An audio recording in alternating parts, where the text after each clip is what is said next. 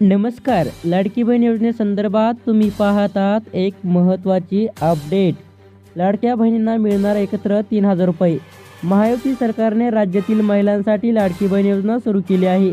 या योजनेअंतर्गत लाडक्या बहिणींना राज्य सरकारकडून दर महिन्याला 1,500 रुपये दिले जाणार आहेत. जुलै 2024 पासून ही योजना लागू करण्यात आली आहे. आता महायुती सरकारने निवडून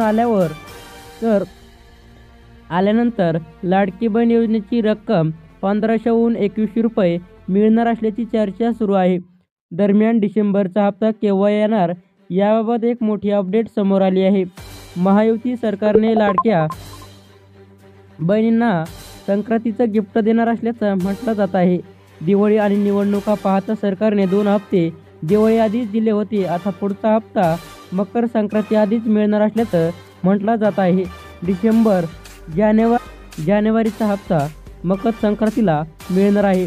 संक्रांती आधीच लाडक्या बहिणींना 3,000 रुपये मिळणार असल्याचं म्हटलं जात आहे. तर असं ही माहिती वरिष्ठ अधिकाऱ्यांनी दिली आहे.